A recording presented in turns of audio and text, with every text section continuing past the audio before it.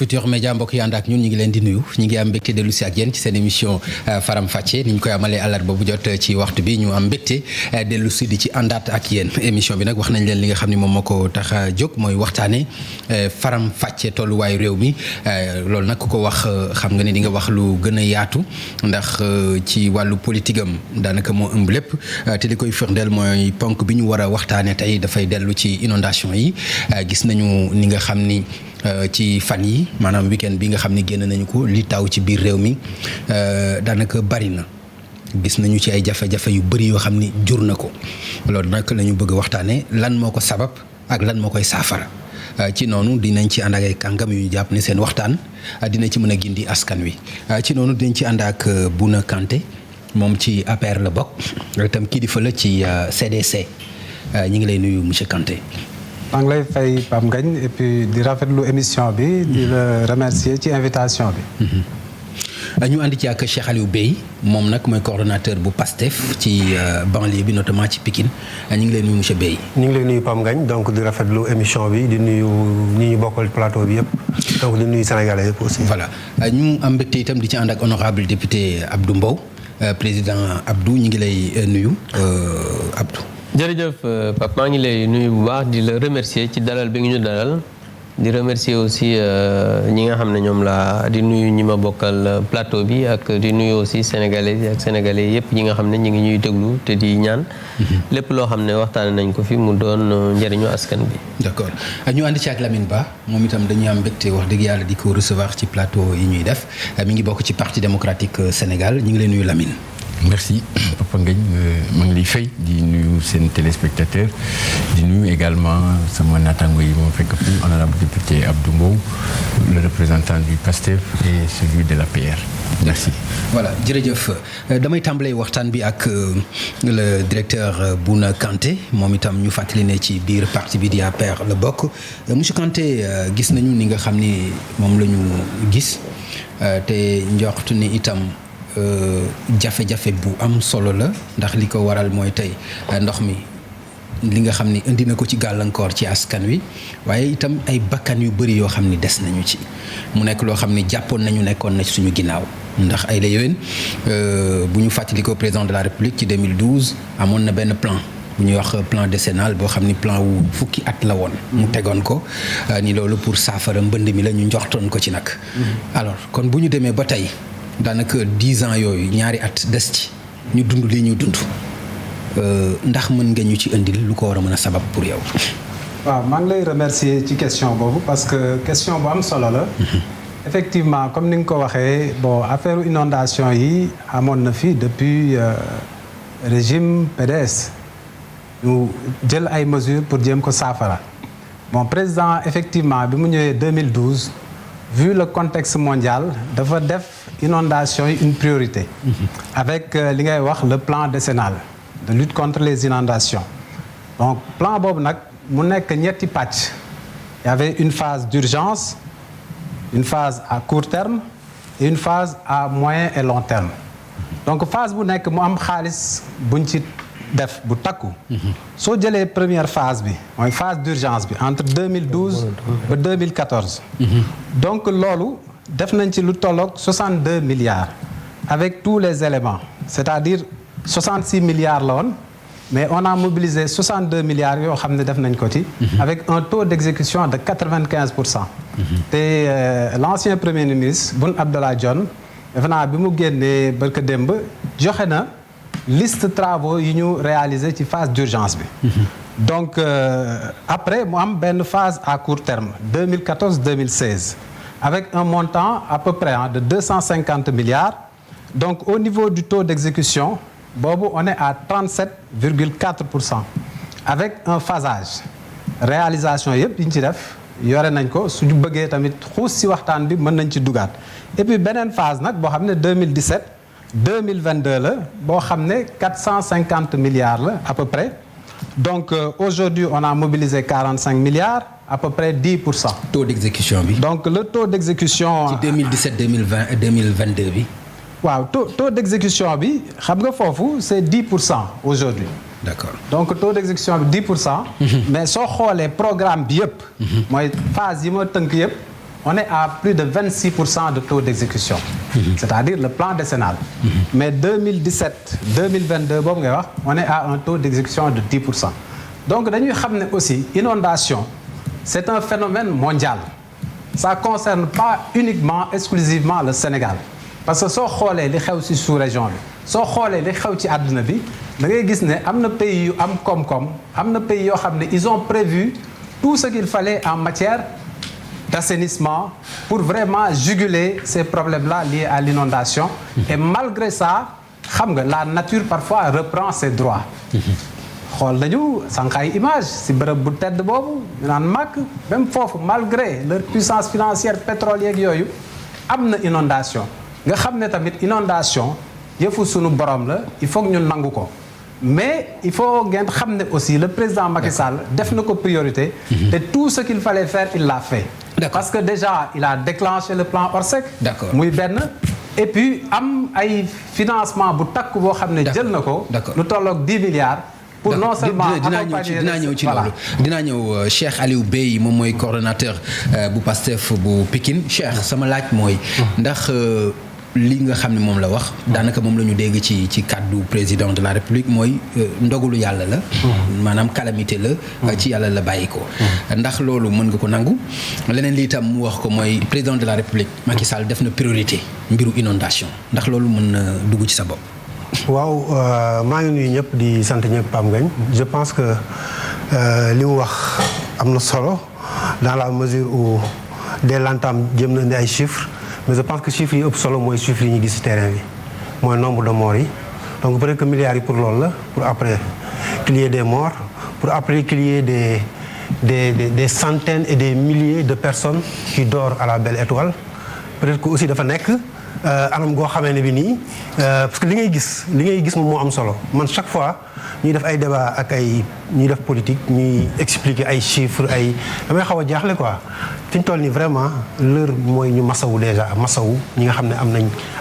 am nañu ay métit ñi nga xam ne instant bi ñu toog fii ci plateau bi ñoom ñi ngi xool fu ñuy tëdd ak fu ñuy fanaan di natt aussi ñi nga xam ne ñoom doom peut-être seen doom la woon suñu yaay yi suñu papa yi nga xam ne perte nañ ci seen bakkan loolu am solo la donc loolu mooy seen résultat politique d'après 10 ans beneen fànn bi nag mooy bu ñu aborder mbënd mi mënuñu ko aborder rek ci sensu Macky Sall voilà parce que njëkkewu ko lu ñuy wax ça dépasse affaire système bi la affaire ay gouvernement yu bëri la romb donc d'accord nañ que quel que soit lu ñu mën a défendre am na lu ñu jot a def nit ñi gis nañ ko mais li ci problème bi mooy inondation yi bu ñuy xool mënuñu wax ne mbiru yàlla la kese mënuñu ne loxo yàlla génnu ci mais li ci ëpp gën ci dangereux mooy que ni politique la politique bu yàgg boo xam ne fi nga ko ñàkkee dafa yàgg fi nga ko ñàkkee dafa yàgg parce que suñu xool man par exemple chaque jour loolu laay wax dama leen ni man en 89 laa njëkk a dund ay inondation fi ma dëkk ci Pikine 89 ak léegi c'est 31 ans même question même situation dara changé wu donc loolu milliard du ñu taxaw benn bu ñu wax wàllu inondation man yàlla dafa def ma gëstu ci lu bari nekk ingénieur en aménagement du développement urbain nekk DSS en aménagement et développement territorial donc xam naa ni rëq-rëq bi ci ëpp pour ñun wàllu aménagement la bu dee pour ñu ngi dëkk Pikine depuis 1952 bañ jëlee décision samp Pikine mu wër ay quartiers yu mel ni Thiaroye-sur-Mer mel ni donc boobu la coow li commencé ñu installé ñu foofu defuñu li nga xam ne moo fa war ba tey lii am situation am donc erreur 1952 la ñuy réglé bi ñu fa jógee ñu xool ni état yi fi jot a jaar daanaka décision yi bu ñu koy jël rek du ñu prévoir ñàkk gis-gis la ñàkk vision ak ñàkk prévoir parce que gouverner c'est prévoir booy xool inondation yi njëkk yi mi ngi nekk 1984 ak 1999 mooy première inondation yi ñu créé benn comité national de gestion et de prévention des inondations ñu ñëwaat 2003 ñu amaat yeneen inondation yu metti je pense que bu may wax 89 bu may wax mise en place 1989 déjà ci lañ mettroon en place direction bi nga xam ne tey mooy protection civile waroon ànd ak plan Orsec ñun ñëpp ñoo juddoondoo pour aar donc ñi fiy wax yëpp ci lañ ko fekk bu ñu fa jógee ñu ñëw encore ci fi nga xamante ne bi nii mooy 2003 mu am ñu fa posé ñu ñëw 2005 ci la gënoon metti 2005 inondation yi dafa daaneel institution Sénat tout à fait ñu ngi koy fàttaliku dafa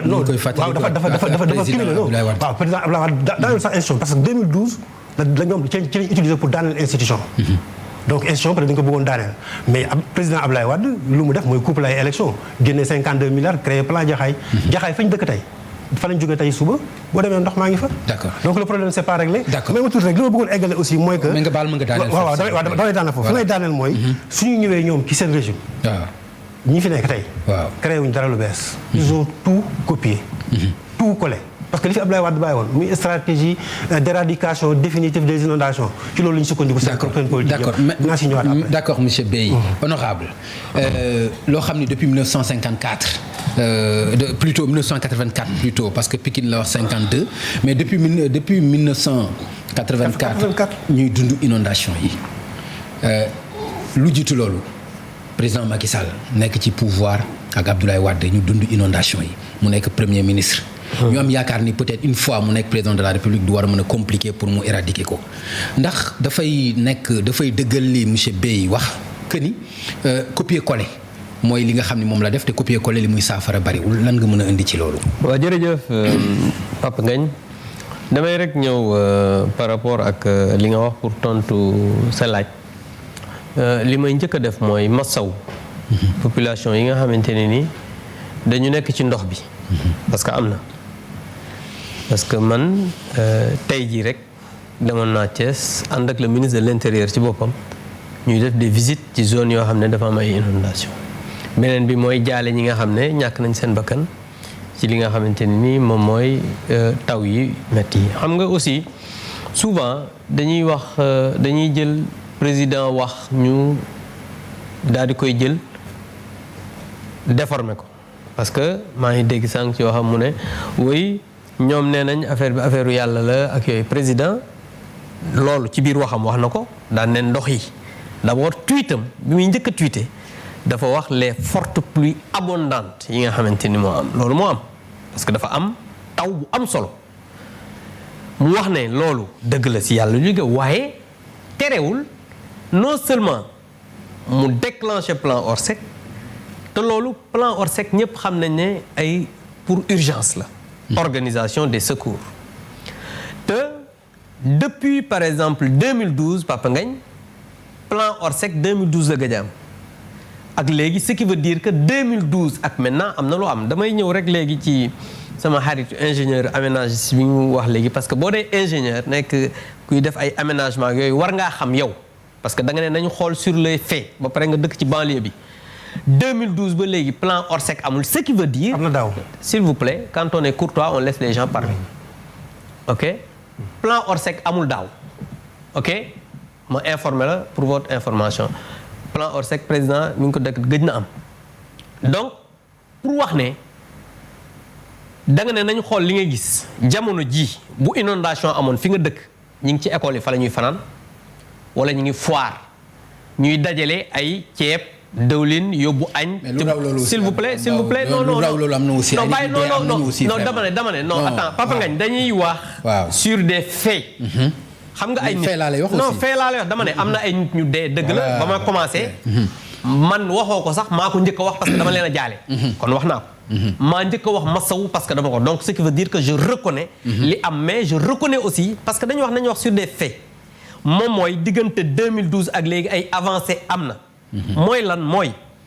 Papa Ngagne le président l'a dit dans son discours Papa Ngagne Pikine nga dëkk. waaw ça c'est vrai. xam naa sa kër. dëgg la Papa Ngagne 2000 ndox laa fa bàyyi sax déglu ma rek. ndox nga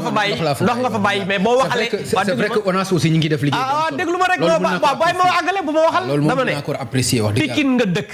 ndox laa fa bàyyi man ñëw naa sa kër déglu ma ñëw naa sa kër Papa Ngagne. en 2009. nga amoon tudd xaw ma 2010. ak tey boo fa demee wàññeeku na parce que président dans le plan décennal parce que dafay wax prévision. xam nga prévision mooy lan mooy am un plan xalaat xeltu waxtaan ñun bi ñu ñëwee ñëwuñu rek daan ne dañuy jël ay plan d'urgence dañu am un plan décennal boo xam ne dafa am échéancier ñu am un budget ba pare am ay phasage yoo xamante ni dañ ne nii la ñuy def xeltu mënut a faase foofu muy beneen bi mooy bu ñuy wax ay faits à Grand Yoff présentement waa Grand Yoff ñi ngi may dëgg la am na ndox mais na mu meloon bu ñu fa deful woon ay travaux du àgg fii tey jii nañu wax ay faits encore une fois de plus dans Pikine bu ñu eggee ci biir waxtaan bi mën naa la wax les stations yi ñu def ci biir Pikine fa nga dëkk ak temps lañ fa lañ ci def pour xam exactement nan la mel tey jii boo demee Ouest Foire ak Foire boobu bu musaana taw inondation yi am doomu aadama du fa jaar te tey jii boo demee bu tawee 2 heures après ndox mi du fa nekk pourquoi parce que on a investi def fa liggéey boo xamante ni loo am solo tey jii boo demee à Thiès non déglu ma rek parce que li may wax parce que non parce que déglu mais aussi damay wax parce que affaire bi yemul Dakar damay wax rek juste par rapport au fait kon nga daaneel foofu ñun dans le plan décennal yemul Dakar dafa am partout au Sénégal des ouvrages yoo xamante ni tey le gouvernement réalisé nañ ko te suñ demee ci biir waxtaan lépp loo bëgg par rapport aux chiffres ak réalisation d'accord dinañ ci ñëw honorable député Abdou Mbow wax nga dëgg la Pikine laa dëkk témoignage bi may def lu leer la ndox mi bi may fay génne di ñëw falaa ba ndox mi mais li nga xam ni tam mën naa ko wax mooy am na taxawaay bu am solo bu ci ONAS di taxaw su tawee boo génnee sa buntu kër di nga gis camion bi taxaw loolu mën naa leen ko séddale ñoom ONAS loolu dama koy apprécier à sa juste valeur mais terewul ndox mi moom falaa ko bàyyi voilà waaw d'accord léegi Lamine dama bëgg toujours wax ji dina gis ñu ciy tudd président Abdoulaye Wade ci noo xam ne noonu la doxale woon ak inondation yi 12 ans moom aussi mu def ko au pouvoir wax dëgg yàlla waroon na ci def jéego yoo xam ni xëy na bu ñii ñëwee mën nañu inondation mën a nekk suñu ginnaaw ndax loolu aussi nekkul lu ñu ko mën a toppee ba tey. merci nuyu naa ñu moo fi fekk maa ngi masawul Sénégalais yi nekk ci jafe-jafe yi nga xam ne inondation yi noo ko provoqué di jàll ci sama tur ak sama tur parti ñi nga xam ne dañ ci am mbokk bu wàññeeku wala ñi ci wàññeeku di jàll seen njaboot di bokk ak ñoom coono bi di leen massawu je pense que dafa am loo xam ne dama ko bëgg a refuser déjà ci débat bi mooy y a pas amul objet de comparaison entre li Wade def ak li Macky Sall def ci wàllum inondation ci ay fait le président Macky Sall moom ci boppam 2000 il y a 2 ans bi ñuy waaj a dem élection nekk ci campagne nee na moom réglé na la question des inondations en 4 ans n'est-ce pas loolu moo ko wax ñëpp dégg ko suñu naataango bi ñu fi fekk à peu près na xayma ne ñi ngi ci à un niveau d'exécution du taux d'exécution de 26% ci fi ñu toll programme bi ñu ONAS rapport bi ñu ONAS jox soo jëlee tey gox yu bari yu ñu waxoon ne ci phase première bi la bokk population yi ñu ngi patauger dans l'eau donc le débat du kii lu mu def ak kii lu mu deful kenn moo am responsabilité wuyu ci problème mu tey ak situation bu Sénégalais yi di dund muy le président Macky Sall mais Sénégalais yi dañoo am benn difficulté surtout ñun libéraux yi la première difficulté bu ñu am mais pourtant lu baax da ngeen koy revendiquer aussi seen pouvoir lii ñoo ko fi defoon lii ñoo ko fi defoon donc bu fekkente ni am na leneen loo xam ne war lañ leen ko mën a reprocher aussi dul ngeen di wax ni loolu comparaison waru ci am Lamine. ñun amuñu lu ñuy reprocher parce que ñun dañuy. waaw mais attends c'est-à-dire boo nee comparaison warul am alors que parfois ngeen ni bon lii ñoo ko def lii ñoo ko fi def Macky Sall def fi dara dul ay peinture mais nañu waxante dëgg aussi parfois bu fekkente ni lii am na faaw ñu xoolaat ginnaaw tuuti. dama ne la bëgguma dem ci débat bi ci esprit comparatif. ok donc loolu sañ nga ko. parce que Sénégalais dañuy jugé 2012. d'accord loolu sañ nga ko. teg fi nit. waaw jox ko doole jox ko moyen. mu jëlee engagement. tout à fait loolu moom ba pare jógaat ne Sénégalais yi réglé na problème inondation tey nga woo ñu pour ñu ñëw toog ci problème mu inondation. tout à fait. loolu donc c'est un aveu d'échec. donc il faut aller au-delà du constat. on n'est pas là pour constater l'échec parce que l'échec est là. ñun amuñu benn responsabilité ci loolu au contraire dañu am ay problème parce que bi ñuy jógee ci inondation mais deux comparatifs ñi wax nañ ko inondation ñun dañ ko fay fekk c'est bien avant 89 lan la fi parti socialiste def ñun ñu ñëw fi 2000 ba 2012 yow yaa wax nga ni amul benn réalisation bu Macky Sall teg ci li fi Ablaye Wade def kon bu fi Ablaye Wade def loolu dara fu réew mi jëm c'est vous qui le dites n'est-ce pas? Oui, oui. Donc su fi Ablaye Wade defaloon dara fu réew mi jëm. Donc on est dans un système qui marche avec ses insuffisances, ses forces et ses faiblesses. ñaareel bi mooy donc du ñu tardé ci constat. parce que ñun lu ñu def dañu weesu constat dañu jàpp ne dañu nekk ci moment de responsabilité bu war a andi tey ñi ñuy jiite répondre ci ñetti mbir d'abord parce que ñun bi ñu fi jógee du ñoo fi indi inondation yi daf ñoo dab mais def nañ ci ay jéego yu am solo parce que tey bu ñuy wax banlieue Sénégal nit ñi di fa dem di dëkk je pense que c'est on le doit à Ablaye Wade moom moo fi indi la notion de banlieue valoriser ko inondation am 2005 on n'a pas supprimé une institution on a rationalisé les dépenses publiques moo tax ñu dindi woon fi Sénat parce que dañu jàppoon ne la situation d'urgence bi ñu faire face laajoon nañu uti ressources te amuñu ko woon donc ñu ne nañu supprimer Sénat parce que les Sénégalais bon nombre de Sénégalais dañu doon yëkkati seen baat ne amul utilité ñu dindi ko jël ressources yooyu def ko ci inondation yi tey jaxaay nga jógee amuloon au moins yaa ngi am ndox tu patauges mais il y avait rien aujourd'hui il y a plus de 2000 et quelques logements yu ñu fi bàyyi ak programme boo xam ne ni tey waroon na jur lu ëpp 1000 logements fu mu toll ki fi nekk tey nee na taw feex fu mu toll donc ñun lii bëgg mooy ñu saytu bi président Macky Sall na ki ba léegi ñu saytu parce que plan décennal bu ñu wax xayma nañ ne 700 et nangam milliards moo ci dugg ñun bi ñuy wax 52 milliards la ñu wax mais jaxaay ngi fi tey infrastructure yi ñu fa def tey defe naa ni loolu du lu banlieue bi di wax donc pour ñun dañu bëgg ñu def audit technique et financier avec nos partenaires économiques et au développement d'accord dañu bëgg également d'ailleurs def nañu tey benn bataaxal PDS génnee na benn communiqué ci communiqué boobu bu weesoo demandé ko Assemblée nationale dinañ demander à ce que Assemblée nationale mën a taxawaayam ci situation bi Sénégalais yi di dund ñun ci li ñuy mën ak suñu coobare dinañ fexe ba suñu groupe parlementaire bés ni ki tey wax nañ ko jóg préparer ay questions orales yu nga xam ne merci beaucoup su ñi yor ministre yi yor question bi ñu ngi Assemblée nationale merci jërëjëf Lamine d'accord mais Bouna dafa am loo wax loo xam ni est-ce que loolu du dëggal li Lamine wax ni échec am na parce que plan décennal bi bu fekkente ni da nga wax ni taux d'exécution bi ci 10 ans yi ci 26% la toll même pas jegewul sax la moyenne est-ce que yaakaaruloo ni loolu moo indi musiba bi nga xam ne askan bi ñu ngi koy dund tey bu fekkoonte ni jege woon na un peu la moyenne ak li président waxoon ni dans 4 ans ni ko Lamine waxee mbënd doot fi amati est-ce que loolu du loo xam ne mën nañu teg loxo ni lii moo indi musiba bi tey ba mbënd mi sonal nit ñi rey leen.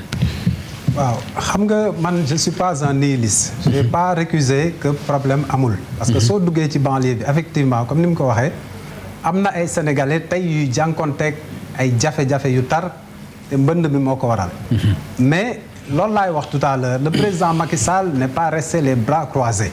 il l'a dit tout à l'heure gouverner c'est prévoir. un plan décennal c'est une prévision sur 10 ans avec un phasage loolu la ñuy wax léegi donc aveu d'échec bi ñuy wax man je suis pas en phase ak li mu wax tout à l'heure parce que programme bi ñu teg ça concerne pas uniquement Dakar c'est sur l'ensemble de l'étendue du territoire et tous les projets structurants ont réussi à juguler les problèmes liés à cette inondation peut-être que ñun ñu nekk Dakar gisuñu ko on est dans un microcosme à Dakar on pense que c'est le nombril du Sénégal mais il y a aussi l'intérieur du Sénégal où il y a des ouvrages qui ont été réalisés te ñooñu gis nañ ci seen bopp tey je dis pas que tey tout est parfait am na ay améliorations yu ñu war a def parce que le président l'a dit en donnant des exemples des secteurs yoo xam ne il faut que ñu renforcer ko c'est-à-dire li ñu def baax na mais il faut aussi ñu renforcer ko mu joxe ay exemples le bassin versant du Marigot de Mbao jox ko Kër Massar unité 10 ba unité 20 Kër Alaaji Paate yooyu yëpp ay exemple la moom ci boppam déjà am na yu dox mais am na yu ñu war a améliorer parce que mënuñu fi ñëw di gis ndox bi après lañ ko war a def nga yaakaar par exemple bu fekkonte ni plan décennal bi respecté nañu ko planification bi respecté nañu ko est-ce que yaakaar nga ni lii yëpp du lu féete suñu ginnaaw bu yàgg. non jox naa la les taux d'exécution à chaque étape par exemple première phase bi taux d'exécution bi c'est-à-dire 2012-2013 95% la presque 100% avec des points bien précis yoo xam ne def nañ ko donc plan décennal mënoo ñëw en 2 ans 3 ans 5 ans nga def lépp donc c'est un phasage certes les gens sont pressés ils veulent des résultats immédiats mais dañuy bàyyi ñu liggéey parce que phase boobu lañ nekk et puis après on fera le constat aujourd'hui l'ancien premier ministre wax na ko il y aura un rapport ñu teg lépp ci table bi mu leer mais aussi il faut pas qu'on se focalise de trop sur les problèmes on a fait un constat mais quelles sont les solutions pour l'avenir?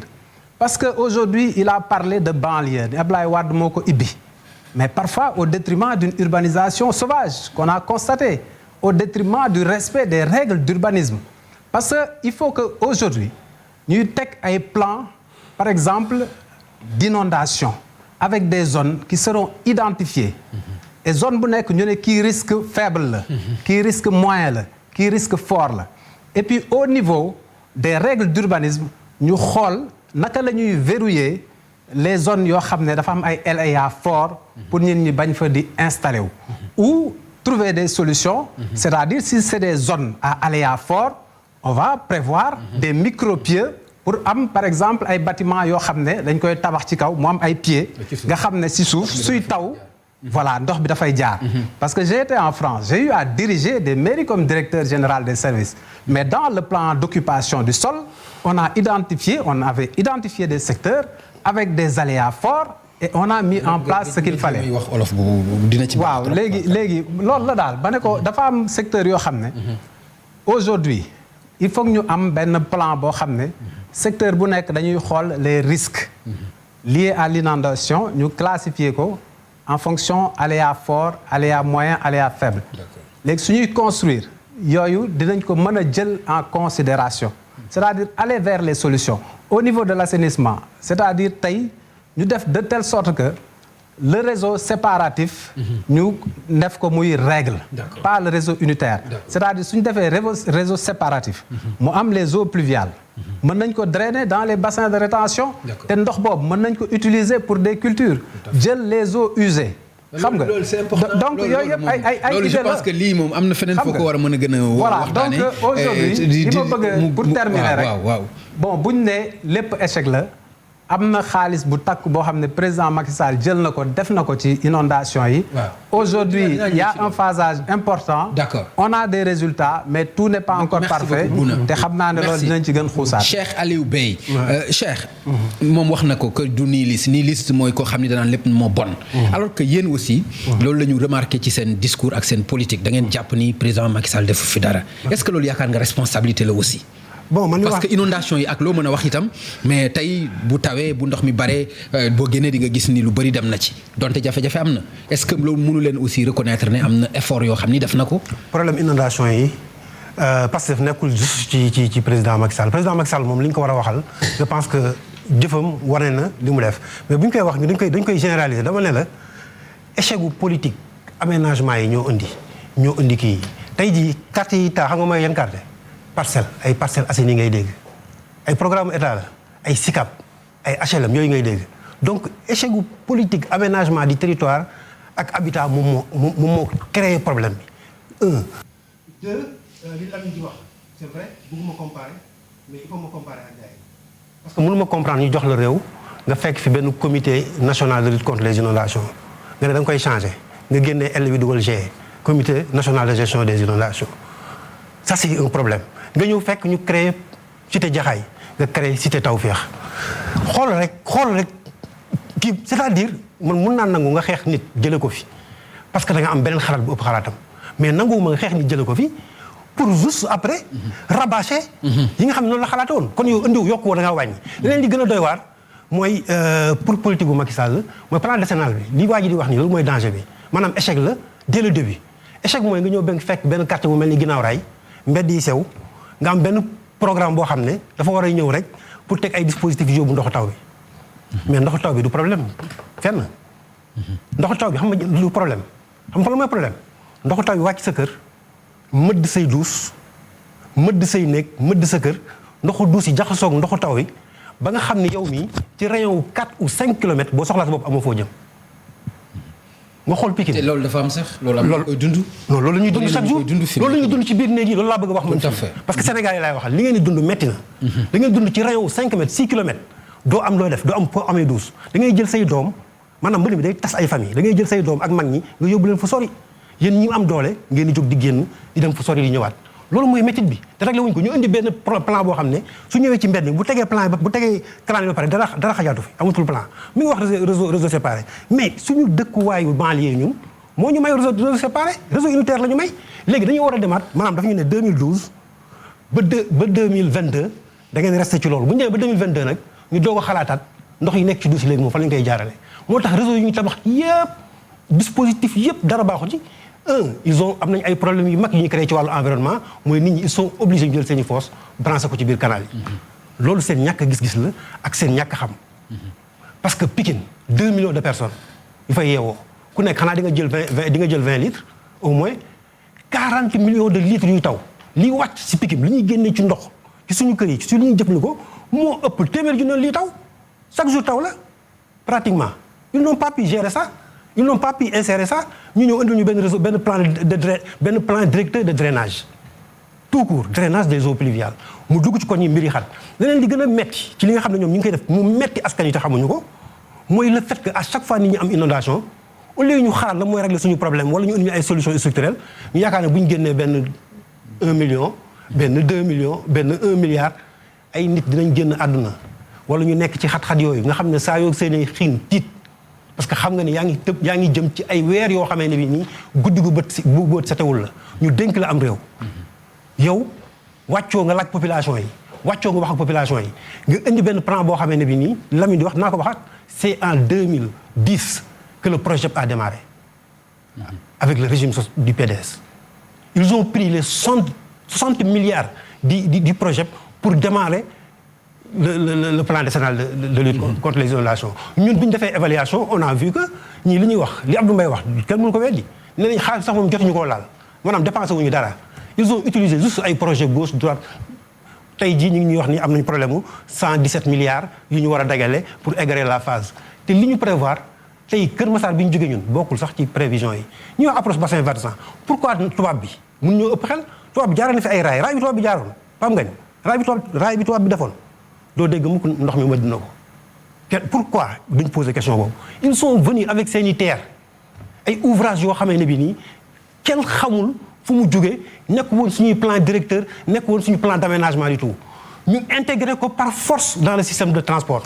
ba pare tey moom mooy rey askan bi tey boo demee ki dee jeune bi gaañu génn àdduna biir ginnaaw raay terre bee ko rey. d'accord seen liggéey moo ko rey. d'accord merci beaucoup. ñu am problème ñu dem di lebi ji xaalis au lieu ñu régler problème inondation yi ñu ko ne demande yi lebi ji xaalis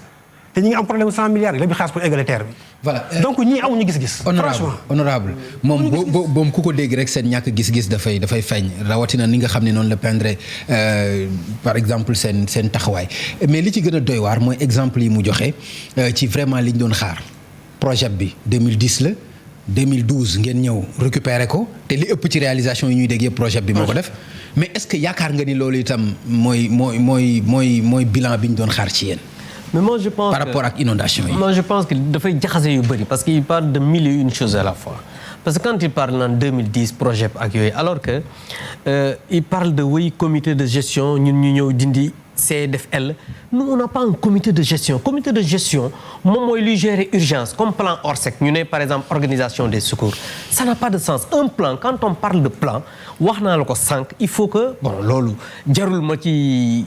expliquer parce que sénégalais yi may déglu xam nañ ko moom mooy loo xamante ni dafa am phasage la ba pare am ab échéancier ak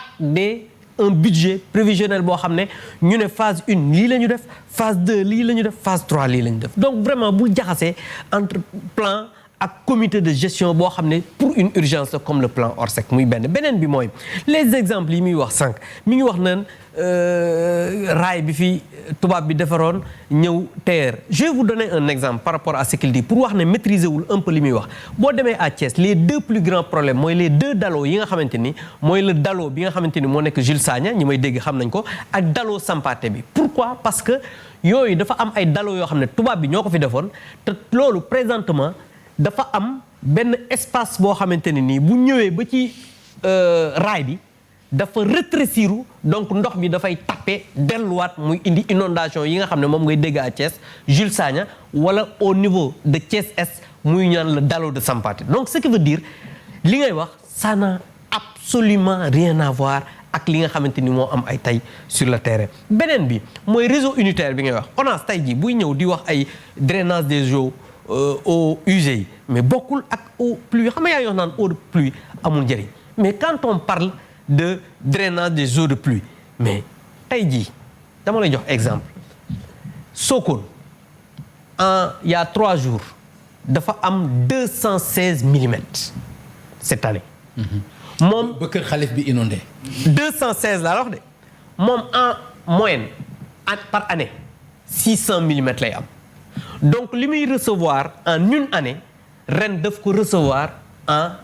le quart en une journée. Fais le ratio pour voir exactement la pluviométrie entre l'année dernière ak yeneen année yi ak cette année. li ma bëgg a wax foofu mooy aujourd'hui cette année la situation bi nga xamante ni moo am tey et le président l'a dit ci tweetam bi ak adresse à la nation bi en disant que les quantités de pluie même ici à Dakar Papa Ngagne li nga gis 72 heures yi mu taw ko mais toog na 35 ans pratiquement pour nga gis en 72 heures 48 heures loolu wàcc sur Dakar 89 millimètres amul. boo demee par exemple à Pikine tey mën naa la jox les chiffres 109 millimètres moo fa wàcc Yeumbeul 87 millimètres à Thiès il y a eu 100 et quelques millimètres donc ce qui veut dire période bi ñu nekk nii tey ñi ngi wax ne à l'année dernière c'était ay 600 millimètres 200 et quelques millimètres aujourd'hui on est à 600 ce qui veut dire am na benn ratio de 400 millimètres boo xam ne moo ëpp donc les prévisions yi nga xamante ni moom la ñu amoon ñëw na donc ce qui veut dire que bu amee ay inondation yoo xamante ne nii